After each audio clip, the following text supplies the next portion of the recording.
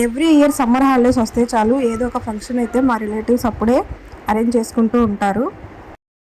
చిన్నపిల్లలు ఉంటారు, సమ్మర్ హాలిడేస్లో అయితే అందరూ వస్తారు కదా, అందరికి ఒకే చోట గ్యాదర్ అవుతారు ఒకేసారి అని చెప్పి ఏదో ఒక చిన్న పార్టీ అయినా అరేంజ్ చేసుకుంటూ ఉంటారు. ఆ టైంలోనే మ్యారేజెస్, బర్త్డేస్ అన్నీ వస్తూనే ఉంటాయి.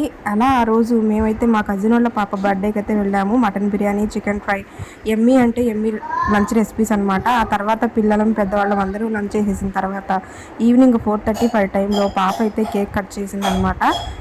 కేక్ కట్ చేసిన తర్వాత అందరం కలిసి చాలా బాగా అయితే సెలబ్రేట్ చేసుకున్నాము.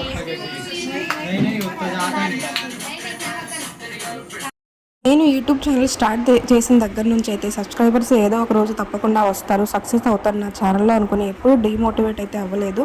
కానీ ఈ మధ్యలో అయితే సబ్స్క్రైబ్ చేసుకున్న వాళ్ళే మళ్ళీ అన్సబ్స్క్రైబ్ చేసుకుంటున్నారు. ఎందుకు అలా చేస్తున్నారో అర్థం కావట్లేదు.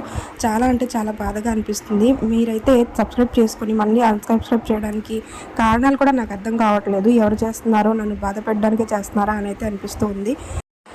నేను అప్లోడ్ చేసిన లాంగ్ వీడియోస్, ఇంకా షార్ట్ వీడియోస్ ఏదో ఒకటి నా వీడియోస్ నచ్చాయి కదా సబ్స్క్రైబ్ చేసుకుంటున్నారు. మళ్ళీ అన్సబ్స్క్రైబ్ చేసుకోవడానికి కారణం ఏంటో చెప్పండి. అలా చేసి నన్ను ప్లీజ్ బాధ పెట్టకండి. వీడియో నచ్చితే సబ్స్క్రైబ్ మాత్రం తప్పకుండా చేసుకోండి. పాపకైతే రిటర్న్ గిఫ్ట్స్గా అయితే నేను టెడ్డీ బేర్ ఇచ్చాను. మా సిస్టర్ అయితే కిచెన్ సెట్ అయితే ఇచ్చింది. ఆ తర్వాత పిల్లలకి తినడానికి బిస్కెట్స్, కూల్ కేక్, ఇంకా డ్రింక్స్ అవన్నీ ఇచ్చేసింది అనమాట మా కజిన్. వాళ్ళ అమ్మాయి అయితే చాలా అంటే చాలా హ్యాపీగా ఫీల్ అయ్యింది. ఆ తర్వాత అందరం కలిసి కాసేపు కబుర్లు అయితే చెప్పేసుకున్నాము. కేక్స్ అవన్నీ తిన్న తర్వాత పిల్లలైతే చాలా హ్యాపీ ఫీల్ అయ్యారనమాట. ఎప్పుడో ఒకసారి సమ్మర్ హాలిడేస్లోనే ఎక్కువగా కలుసుకుంటారు కదా, అందుకని చెప్పి పిల్లలు బాగా ఎంజాయ్ చేశారు. ఇంకా రిటర్న్ గిఫ్ట్గా అయితే ఈ గ్లాస్ జార్ అయితే ఇచ్చిందనమాట మా కజిన్ వాళ్ళ పాప బర్త్డేకి. వీడియో నచ్చితే సబ్స్క్రైబ్ చేసుకోండి. Thank you.